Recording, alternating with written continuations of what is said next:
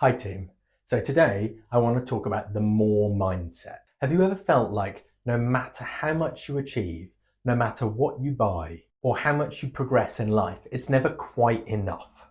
Society tells us that what we need to do is keep upgrading, buy a bigger house, get a better job, buy a bigger car, go out and instantly buy the next biggest, most exciting gadget. But does this endless pursuit actually make us happy?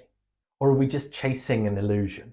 So today I'm going to talk about the mechanism behind why we always want more, how our culture fuels that mindset, the difference between wanting more and finding fulfillment, and different ways that we can break out of this cycle. And I think this matters for more than just physical material possessions. It impacts our careers, our hobbies, and even our sense of self-worth. So let's get into it. Hi, and welcome to another episode of Thinking Differently. So the first thing I want to get into is where this more mindset comes from. So I think society glorifies the idea of more, of accumulation of stuff. And so we're naturally going to feel like we need more of it in order to keep up with what society expects. And then there's the other side of it, which is that the idea of settling is somehow seen as negative. The idea that we could just be happy with exactly what we've got is seen as a somehow lazy and defeatist way to live. And I think generally capitalism thrives on the idea of us wanting more. If we constantly want to consume more and more things, then it works really well for the people selling the things. If we always need the newest iPhone, if we always need the latest gadget or a bigger house, then we're constantly striving to make enough money to buy all of these things. And so the people selling these things then benefit from that. And then there's this hedonic treadmill idea. So the hedonic treadmill is the idea that when we achieve something or when we get something new, we get a little spike. We get the enjoyment and the fulfillment of having that new thing. But that very quickly settles into where our baseline then is. We adapt mentally to having this new thing, and then we don't get the same enjoyment from it that we used to.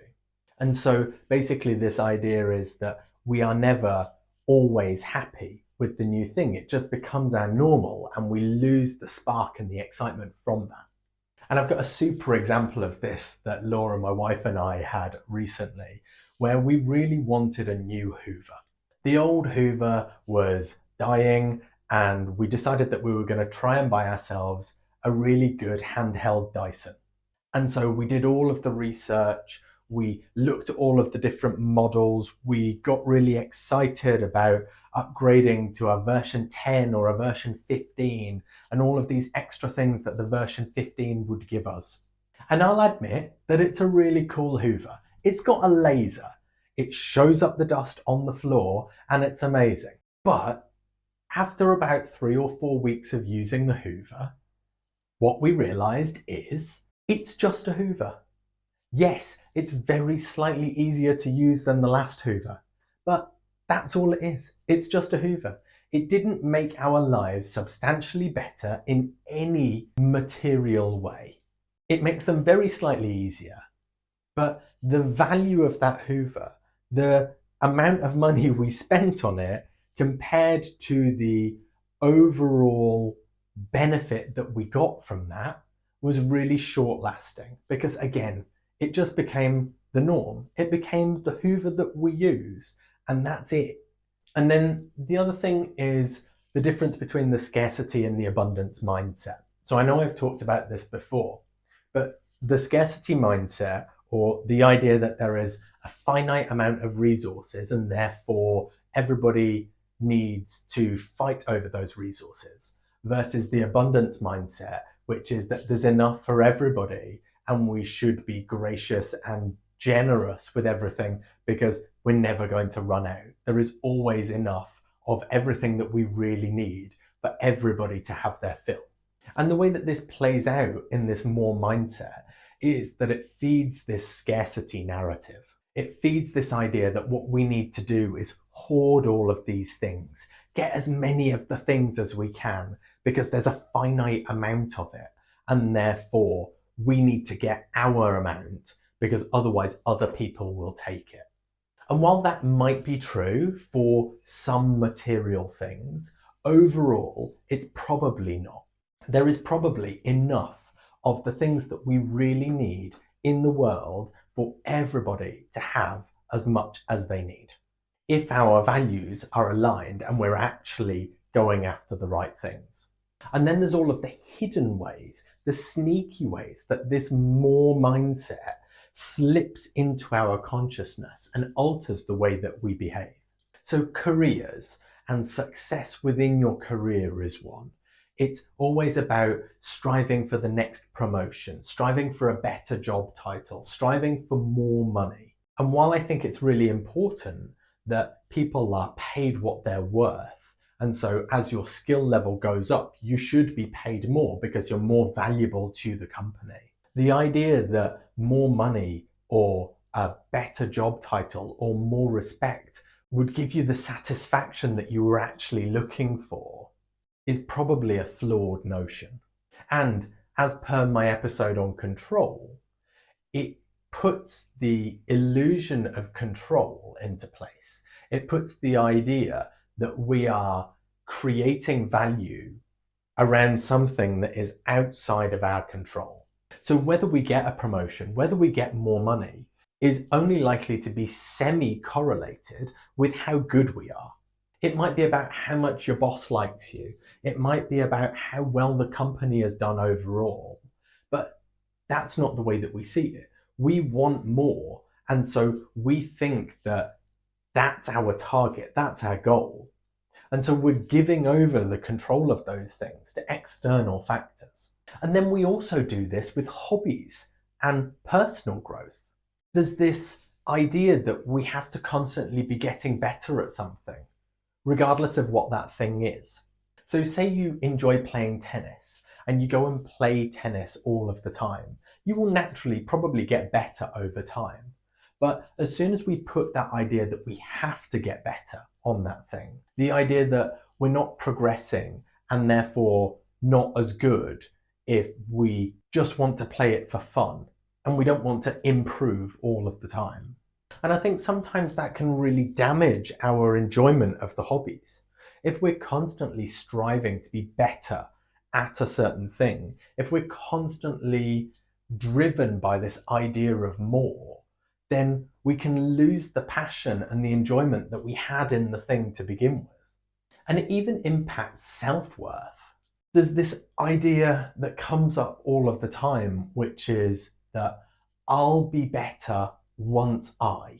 So I'll be enough as soon as I, and then fill in the gap with whatever it is that you feel will make you worthy, will make you the kind of person that deserves love and affection and respect. I'll be worthy of love as soon as I can act in this way. I'll be worthy of respect as soon as I've just done this course, as soon as I've proven that I'm really good at this thing, as soon as I've just learned how to do this technique, as soon as I'm always practicing gratitude and meditation all of the time.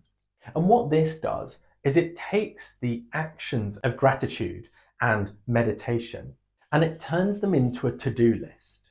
It turns them into just another thing that you have to do in order to grow, in order to be better. It's just another thing to make you more than you are at the moment. And meditation doesn't work like that. Meditation doesn't work if it's just something that you're pushing yourself through in order to tick something off, that I've done my meditation for today. Because the whole point of meditation is that you sit in that silence, in that gentle and calm place for as long as you need. To turn it into I need to be able to do this, I have to do this many times or on these days, it loses its potency. It loses its impact of doing it for the right reasons.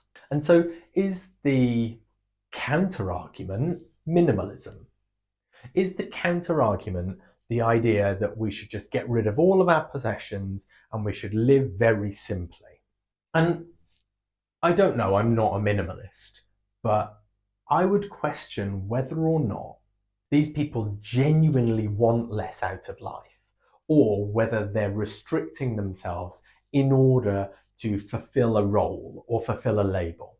Is it just a reaction to the excess, to the more culture? Or is it that they've actually found peace and contentment with not needing as much? And if there are any minimalists watching, I would love to hear your feedback on which one of those it is. Because it could be that that's the result of getting out of this more mindset. Or it could be just somebody trying to take back control. The idea that if they're choosing not to consume, then they're in control of it. But that doesn't mean that they don't necessarily want more. They're just using their willpower to block it. And so then how do we actually move away from this idea of the more mindset?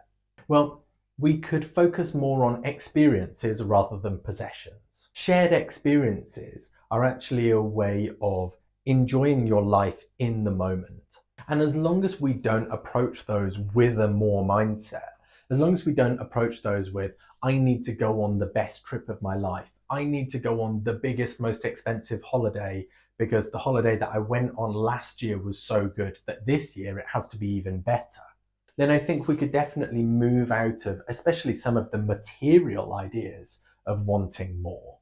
And if we're planning those experiences to be shared and enjoyed in the moment, then that could be a really way of kind of grounding ourselves in the now and not thinking about the future state and constantly wanting more. There's also the idea that we should just do more of what we love now.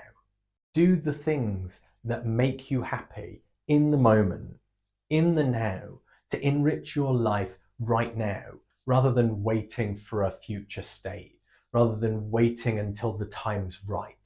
If we're constantly waiting until we're ready, if we're constantly waiting until the perfect moment, and we're waiting for more, we're waiting to be more before we do the things that we love, then there is a chance that we'll never end up doing them. And so just starting now, just being you now and doing it anyway, means that you are already enough. And then there's the plant analogy, which is that a plant may still be growing, but it's not always growing upwards. Sometimes it needs to focus on developing deep roots. And that might not show as growth in the moment. That might not display itself to us as being more or developing in that way. But we might be laying the foundations for what's to come. And then there's the idea of moving away from gratitude as just a checklist that you do at the end of the day. Trying to find the real power of gratitude within you for everything that we have in this life. The power to acknowledge how incredibly lucky every single one of us is to even exist, and the beauty of nature and our surroundings, and the incredibleness of the world that we live in.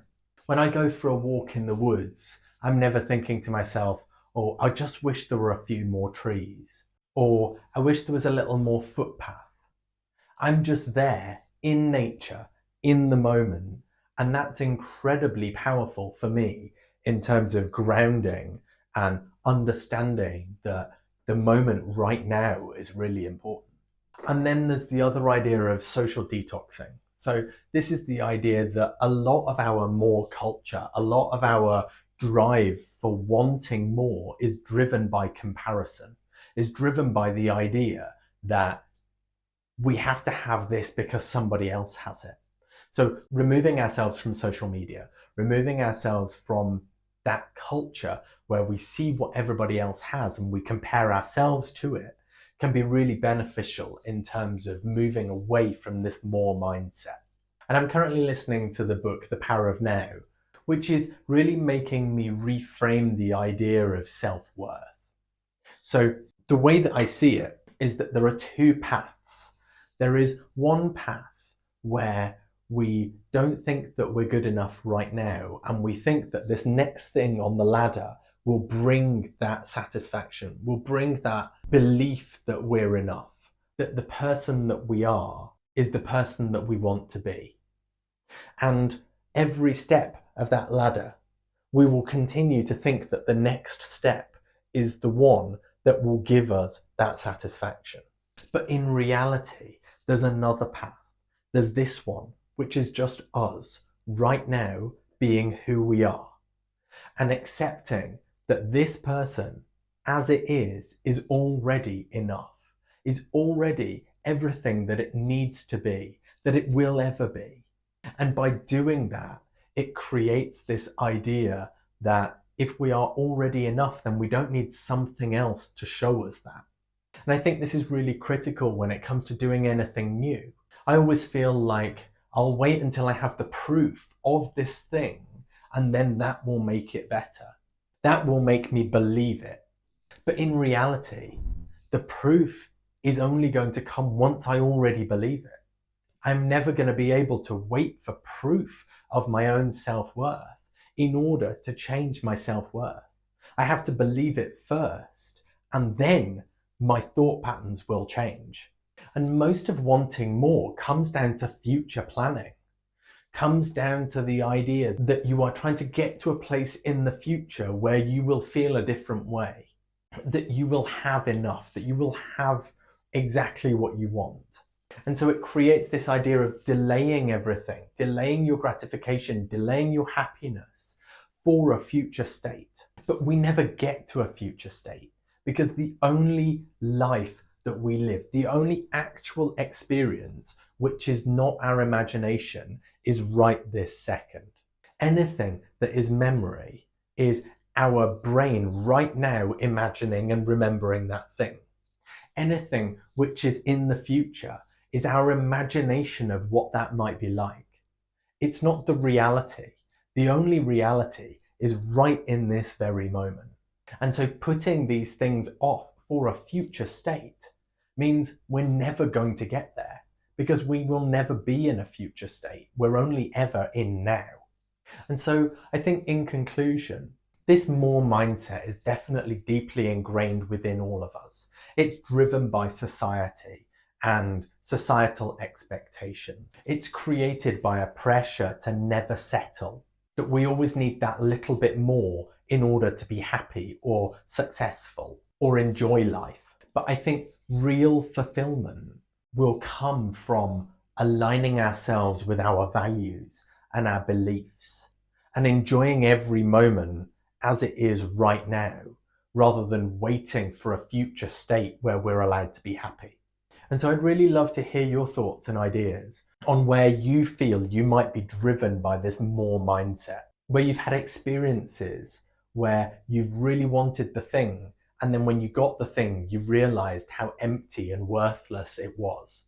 Or if you plan on trying to embrace the idea of living more in the present and not planning for a future state where everything will then be the way that you want it to, but actually embracing the moment right now, enjoying who you are and what you have in this moment, and accepting that that's enough. Knowing that every single person out there is enough exactly as they are is one of the best things that I think everybody could believe about the world.